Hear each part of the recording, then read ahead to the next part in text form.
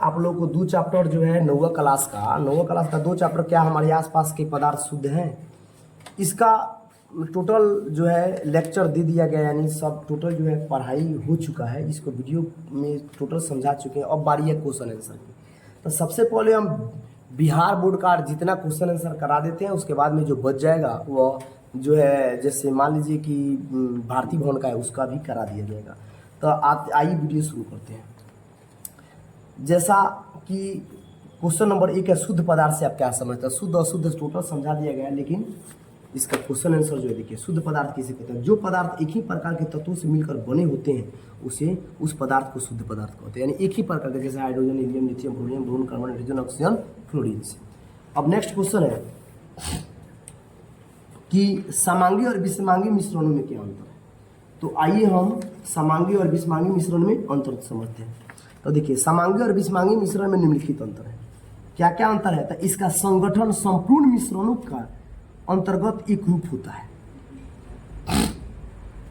इसके अवयवों के बिना कोई स्पष्ट विभाजन सीमाएं नहीं होती है। जैसे चीनी और पानी का विलयन का मिश्रण अलग अलग नहीं दिखाई देता है। विषमांगी मिश्रण, इसका संगठन संपूर्ण मिश्रण के अंतर्गत एक रूप नहीं होता है, यानी विषमांगी में एक रूप नहीं रहेगा। जैसे इस मिश्रण के संपूर्ण अवयवों को माध्यम सुस्पष्ट विभाजन सीमाएं होती है। सुस्पष्ट विभाजन सीमाएं होती है, जैसे बालू और साधारण नमक का मिश्रण। तो ये हो गया समांगी और विषमांगी मिश्रण में अंतर। अब नेक्स्ट क्वेश्चन जो है यहाँ भी दिया गया इस किताब में, समांगी और विषमांगी मिश्रण का यहाँ भी दिया गया होगा जैसे, और वीडियो में भी हम समझा चुके हैं। वीडियो में भी बताया गया है, काफ़ी डिटेल्स में बताया गया है समांगी और विषमांगी मिश्रण में अंतर। हम नेक्स्ट क्वेश्चन आते हैं।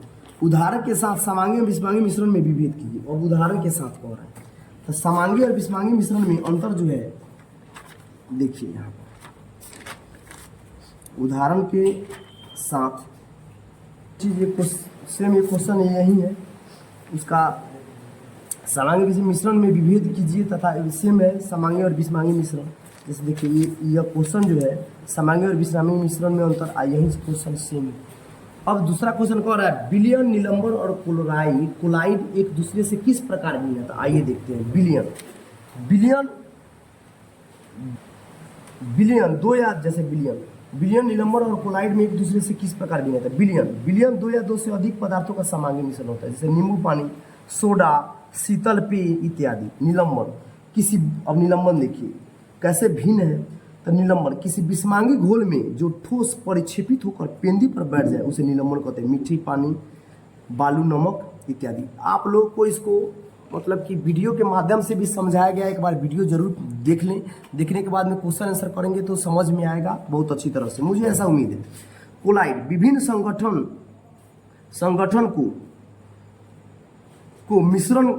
संगठन के मिश्रण को कोलाइड कहते हैं। इस प्रकार कोलाइड के संगठन एक दूसरे से काफी क्या होते हैं, भिन्न होते हैं। यानी कोलाइड जो होता है एक दूसरे से क्या होता है, भिन्न होता है। नेक्स्ट क्वेश्चन आते हैं। एक संतृप्त विलयन बनाने के लिए 36, जैसा कि आप लोगों का क्वेश्चन है, एक संतृप्त विलयन बनाने के लिए 36 gram sodium chloride, 36 gram sodium chloride. आइए इसको देखते हैं। इस मैथ न्यूमेरिकल है, 36 ग्राम क्या है, सोडियम क्लोराइड है। यानी संतृप्त विलयन बनाने के 36 ग्राम सोडियम क्लोराइड। तो सोडियम क्लोराइड जो है यानी क्या है, विलेय है।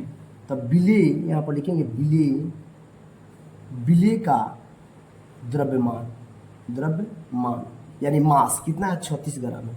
तो कहने का मतलब विलेय का द्रव्यमान 36 ग्राम है, यानी जो मिल जाता है, जैसे घुल जाता है पानी में। चीनी क्या है, विलेय यानी बिला जाता है, और विलायक जो अपने आप में समा लेता है यानी बिलवा देता है, तो उसको क्या कहते हैं, विलायक कहते हैं। तो जैसे क्या हो गया, चीनी क्या हो गया, विलेय हो गया, घुल जाता है, जो घुलता है उसे विलेय कहते हैं, जो घुलाता है उसको विलायक कहते हैं। तब पानी क्या हो गया, विलायक हो गया, और चीनी क्या हो गया, विलेय हो गया। विलेय का द्रव्यमान कितना है, 36 ग्राम। यानी सोडियम को बनाने के लिए 36 ग्राम क्या लिया गया, सोडियम क्लोराइड लिया गया। अब विलेय का द्रव्यमान यहाँ पर कह रहा है, विलेय का द्रव्यमान जो है यहाँ पर कितना हो जाएगा, विलेय का द्रव्यमान देखिए यहाँ पर दिया गया है। सोडियम क्लोराइड का 100 ग्राम जल में यानी 100 ग्राम जल क्या हो गया, विलायक हो गया। अभी बताया गया है तो विलायक का द्रव्यमान हम शॉर्टकट में लिखते मास। मास में क्या होता है? द्रव्यमान होता है। कितना हो गया? 100 ग्राम। चलिए 100 ग्राम ले लिए। अब बिलियन का द्रव्यमान क्या हो गया? बिलियन। बिलियन का द्रव्यमान यानी विलेय जो घुल जाए, आप विलायक जो घुला ले, तो दोनों को मिला देंगे तो क्या हो गया? बिलियन का द्रव्यमान हो गया, यानी 100 ग्राम प्लस 36 ग्राम, दोनों मिलके क्या हो जाएगा? 136 ग्राम हो गया। 136 ग्राम हो गया। अब सांद्रता ज्ञात करेंगे। सांद्रता, सांद्रता किसका सांद्रता था? बिलियन की सांद्रता। तो बिलियन की सांद्रता बराबर क्या होता है? विलेय, विलेय पदार्थ की द्रव्यमान। द्रव्यमान वीडियो में सारा सूत्र लिखिए हैं। विलेय का द्रव्यमान बटा क्या हो जाएगा? बिलियन का द्रव्यमान। बिलियन का द्रव्यमान। तब विलेय क्या है? विलेय 36 ग्राम है। अब बिलियन क्या है? बिलियन क्या है? आपका 136 है। अब गुना क्या करते हैं? 100 कर देते हैं। इधर गुना 100, नई जगह है, गुना 100 लिख लीजिएगा, यहाँ पर गुना 100 कर लेते हैं। अब इसको जब हम कटाएंगे तो कटाने के बाद क्या हो जाएगा? जैसे देखिए कितना से कटेगा? तो 2 से कट जाएगा। 8 दूनी 36, 2 छक 12, 2 अट्ठे 16। उसके बाद में 2 से फिर कट जाएगा। 2 तिहाई 6, 2 चौका 8, यहाँ पर 2 नवा 18। अब देखिए 4 3 7 नहीं कटेगा। अब यहाँ पर गुना कर देंगे 900 बटा 34। जब 900 बटा 34 से भाग देंगे तो हमारा मान कितना हो जाएगा? 26.47% आंसर हो जाएगा। यानी क्या हो गया? यह सांद्रता होगा। कथी का था? बिलियन की सांद्रता बराबर, बिलियन की सांद्रता बराबर विलेय की, विलेय पदार्थ का द्रव्यमान अब बटा बिलियन, यानी दोनों को मिलाने पर बिलियन जो आया है उसका क्या हो गया? द्रव्यमान होगा। तो ये हमारा आंसर हो गया। नेक्स्ट क्वेश्चन जो है आप लोगों का, नेक्स्ट देखिएगा, क्योंकि शुरुआती थोड़ा सा दिक्कत हो रहा है बनाने में। अगले बार से हम उम्मीद करेंगे कि इससे भी बेहतर ढंग से आप लोग को बताया जाए, सुविधा दिया जाए। थोड़ा सा कंप्रोमाइज कर लेंगे आप लोग, कोशिश हम कर रहे हैं। अब देखिए, पेट्रोल और मिट्टी का तेल जो कि आपस में घुलनशील है, कि मिश्रण को आप, पेट्रोल और मिट्टी का तेल आपस में घुलनशील है, आपस में घुलनशील है कि मिश्रण को आप कैसे पृथक करेंगे, यानी कौना विधि से पृथक करेंगे? पेट्रोल तथा मिट्टी के तेल के क्वथनांक 25 डिग्री सेंटीग्रेड से अधिक का अंतराल है। अब 25 डिग्री सेंटीग्रेड से अधिक का क्या है? द्रव्यमान है। तो आइए हम पेट्रोल और मिट्टी के तेल जो कि आपस में घुलनशील है कि मिश्रण, घुलनशील है कि मिश्रण को आप कैसे पृथक करेंगे, मैंने किस विधि से पृथक करेंगे? तो पेट्रोल और मिट्टी के तेल का मिश्रण परभाजी आसवन, याद रखिएगा, परभाजी आसवन के द्वारा पृथक किया जाता है। परभाजी स्तंभ में लगे आसवन पर, अब देखिए पेट्रोल तथा मिट्टी के तेल के क्वथनांकों में 25 डिग्री सेंटीग्रेड से अधिक का अंतराल है। तो कहने का मतलब परभाजी स्तंभ में लगे आसवन फ्लास्क को गर्म करते हैं। आसवन फ्लास्क को क्या करेंगे? गर्म करेंगे, जिससे मिश्रण के अवयव अपने क्वथनांक के अनुसार पृथक हो जाएगा। जिससे क्या हो जाएगा? मिश्रण का जो अवयव है अपने क्वथनांक के अनुसार पृथक हो जाएगा, यानी अलग हो जाएगा। चलिए अब नेक्स्ट क्वेश्चन है, पृथक करने की समान विधियां क्या है? माने अलग अलग करने की जो है समान विधियां। पृथक का मतलब होता है अलग अलग करने की समान विधि क्या है? जैसे देखिए आपका है क्वेश्चन, दही से मक्खन। तो दही से जो मक्खन है उसको किस विधि से हम अलग करेंगे? तो दही से मक्खन को अलग अपकेंद्रण विधि से किया जाता है। उसको देखते हैं ऐसे मथते हैं, रखते हैं, तो उसको किस विधि से अलग करेंगे? तो लिख लीजिएगा अपकेंद्रण विधि। उसके बाद है समुद्र जल से नमक। अब देखिए समुद्र जल से जो नमक है उसको हम किस विधि से अलग करेंगे? आवाज ठीक नहीं आ रहा है। समुद्र जल से नमक। अब समुद्र जल से नमक क्वेश्चन कर रहा है, इसको किस विधि से अलग करेंगे? तो समुद्र जल से नमक क्या करेंगे? गर्म कर देंगे, वाष्पीकरण होकर जल ऊपर चला जाएगा, बच जाएगा नमक। तो इसको लिखेंगे वाष्पीकरण विधि। नेक्स्ट क्वेश्चन, नमक से कपूर। तो नमक से कपूर जो है ऊर्ध्वापातन विधि। ऊर्ध्वा क्या हो जाएगा? ऊर्ध्वापातन विधि। ऊर्ध्व देखिए, ऊर्ध्व कैसे लिखेंगे? ऊर्ध्वपातन विधि से हम अलग कर देंगे। तो याद रखिए ऊर्ध्वपातन के बारे में बताएं, वाष्पीकरण के बारे में बताएं। नेक्स्ट क्वेश्चन है, क्रिस्टलीकरण विधि द्वारा किस प्रकार के मिश्रणों को पृथक किया जाता है? अब क्रिस्टलीकरण विधि से तो अशुद्ध ठोस पदार्थों के नमूने, देखिए अशुद्ध ठोस पदार्थों के नमूने अशुद्ध ठोस पदार्थों के नमूने से शुद्ध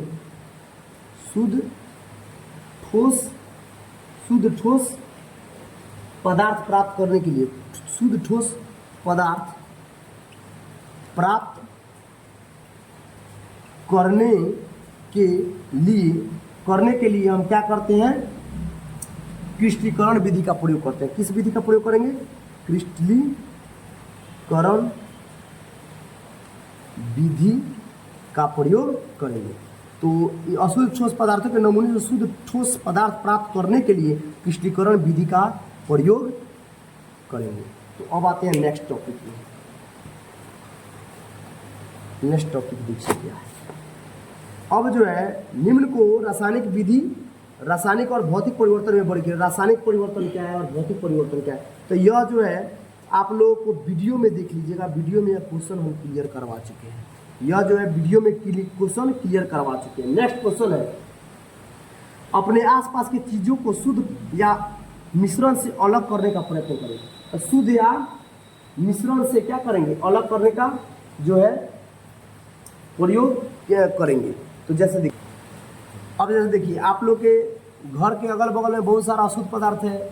जैसे आप लोग के बालू में कंकर लग गया होगा, गेहूं में कंकर आ गया होगा, चावल में कुछ कंकर आ गया होगा। तो उसको किस किस विधि से, चाहे भूसा आपके चावल में भूसा आ गया होगा, चाहे गेहूं में भूसा आ गया हो, तो किस विधि से अलग करेंगे।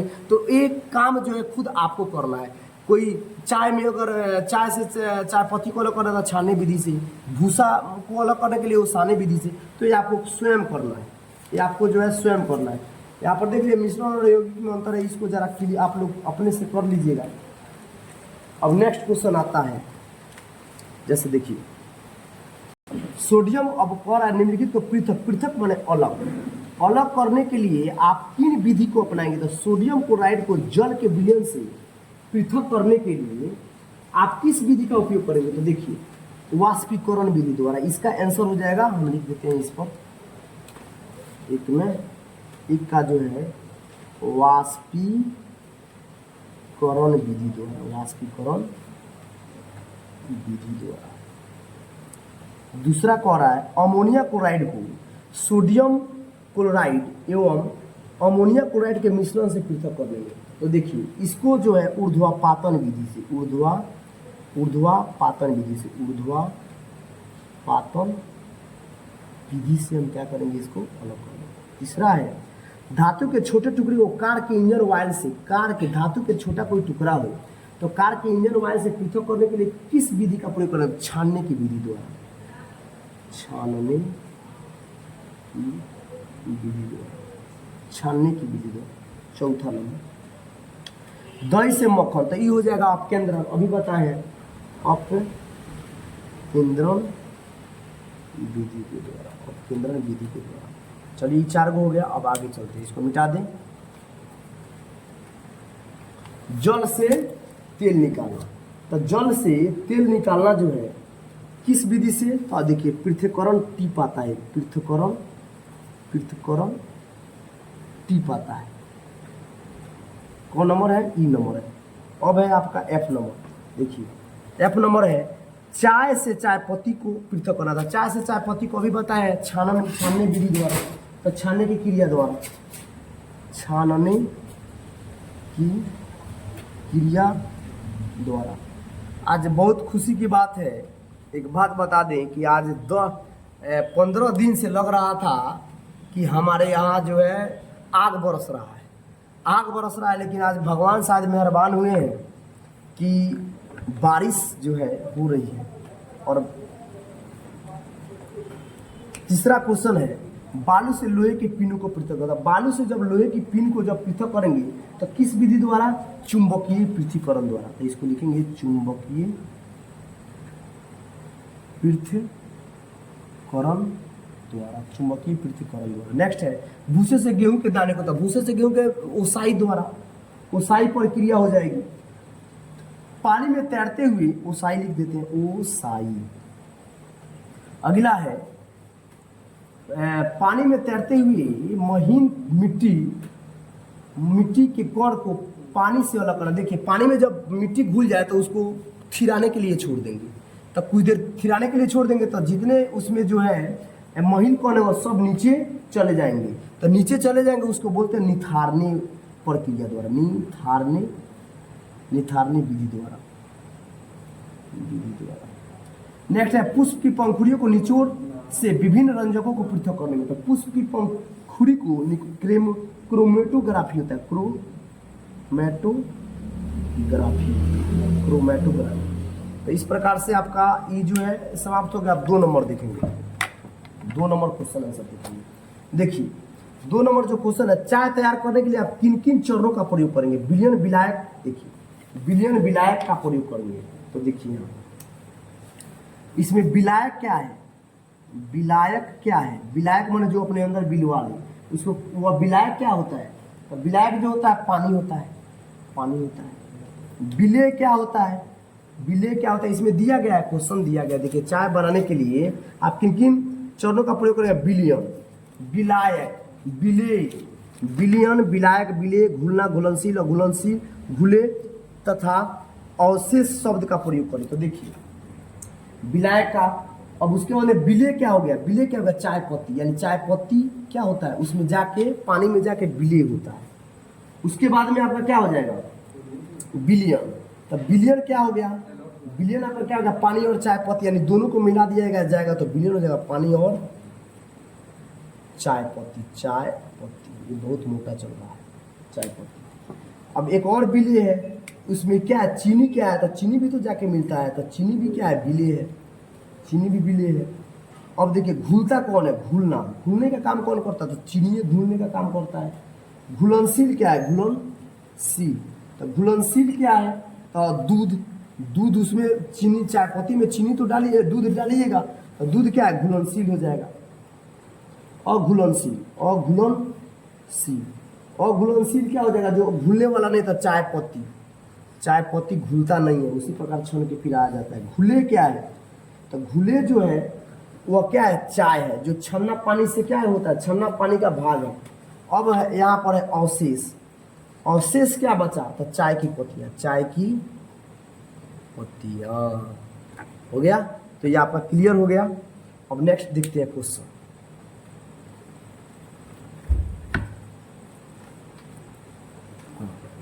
प्रज्ञा ने 3 अलग अलग पदार्थ की, नेक्स्ट क्वेश्चन है, प्रज्ञा ने 3 अलग अलग पदार्थों की घुलनशीलताओं को विभिन्न तापमान पर जांचा तथा नीचे दिए गए आंकड़ों को प्राप्त किया। मैंने 3 गो अलग अलग पदार्थ लिए हैं जिसकी जांच कर ये तापमान का प्राप्त हुए परिणाम को 100 ग्राम जल में विलेय पदार्थ की मात्रा जो संतृप्त विलयन बनाने हेतु पर्याप्त है। देखिए संतृप्त और संतृप्त सब बताया गया है वीडियो में। पोटेशियम नाइट्रेट देखिए 283, 203, 315, 300 कुछ है यहाँ पर 333 है। देखिए यहाँ पर हम लिख दिए 333 है, 353 है। तो और यह क्वेश्चन आपका जो है दिया गया पोटेशियम नाइट्रेट 21 है, 283 पर गर्म करने पर 21 है, यहाँ पर 32 है, 62 है, यानी सबका मान दिया गया। लिखिए तो कह रहा है क्वेश्चन 50 ग्राम जल में 313 केल्विन पर पोटेशियम नाइट्रेट के संतृप्त विलयन को प्राप्त करने हेतु कितने ग्राम पोटेशियम नाइट्रेट की आवश्यकता होगी? तो यहाँ देखिए उत्तर यहाँ पर दिया गया है कि जल 313 केल्विन ताप पर पोटेशियम 50 ग्राम जल 313 केल्विन ताप पर जल 313 केल्विन ताप पर पोटेशियम नाइट्रेट के संतृप्त विलयन को 31 ग्राम पोटेशियम नाइट्रेट की आवश्यकता होगी। कितने की? तो 31 ग्राम की। अब आते हैं दूसरा का क्वेश्चन है, प्रज्ञा 353 केल्विन पर पोटेशियम नाइट्रेट के एक संतृप्त विलयन तैयार करती है और विलयन के वो कमरे के तापमान पर ठंडा होने के लिए छोड़ देती है। तब विलयन ठंडा होगा तो यह वह क्या अवलोकित करेगी? स्पष्ट करके देखिए यहाँ पर किसी विशिष्ट तापमान पर किसी संतृप्त विलयन को कमरे के ताप पर धीरे धीरे ठंडा करके हम यही कह सकते हैं कि दिए हुए विभिन्न पदार्थ की क्षमता विभिन्न होगी, यानी अलग अलग पदार्थ की क्षमता अलग अलग होगी। नेक्स्ट क्वेश्चन है 293 केल्विन पर प्रत्येक लवण की घुलनशीलता का परिकलन करें। इस तापमान पर कौन सा लवण सबसे अधिक घुलनशील है? तो देखिए पोटेशियम क्लोराइड की क्षमता 35 और है, 35 है। देखिए पोटेशियम क्लोराइड, देखिए यहाँ पर पोटेशियम क्लोराइड की क्षमता क्या है? 235 है यहाँ पर। तो 35 और अमोनियम क्लोराइड की घुलनशीलता 37 है। देखिए अमोनियम क्लोराइड की घुलनशीलता कितना है? इतना है 37।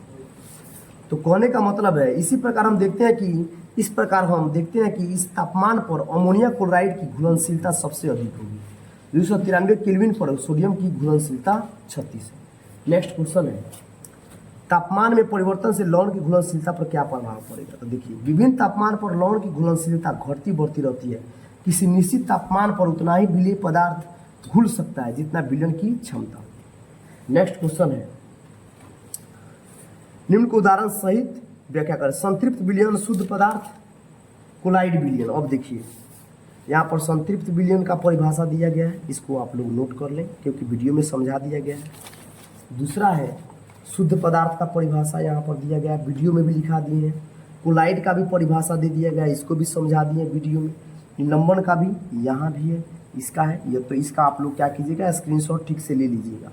उसके बाद में नेक्स्ट क्वेश्चन आप लोग का है, नेक्स्ट क्वेश्चन जो है आप लोग का यह कह रहा है कि निम्नलिखित में से प्रत्येक समांगी और विषमांगी मिश्रणों को वर्गीकृत करें। सोडा, जल, लकड़ी, बर्फ, वायु, मिट्टी, सिरका, छन्नी, ऊंचा, इस सबको क्या करना है, समांगी विषमांगी में वर्गीकृत करना था। देखिए, सोडा जल समांगी मिश्रण होता है, मिट्टी समांगी होता है, लकड़ी विषमांगी मिश्रण होता है, सिरका विषमांगी, बर्फ समांगी मिश्रण होता है, छानी हुई चाय पत्ती क्या होता है, विषमांगी होता है, वायु विषमांगी मिश्रण। नेक्स्ट क्वेश्चन है, निम्नलिखित में कौन सी वस्तु शुद्ध पदार्थ। अब देखिए शुद्ध पदार्थ, अब यहाँ पर देखिए शुद्ध पदार्थ और अशुद्ध पदार्थ। देखिए, बर्फ अशुद्ध होता है, का है कि बर्फ एक तत्व से मिलकर नहीं बना होता है, कई प्रकार के तत्व से मिलकर।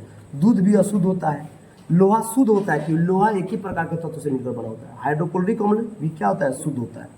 कैल्शियम ऑक्साइड क्या होता है, शुद्ध होता है। अब पूछेगा सर दो तत्व से मिलकर बना है, तो सबका दोनों का जो है परमाणु संख्या एक ना होता है, इसलिए क्या होता है, शुद्ध होता है। पारा भी शुद्ध होता है।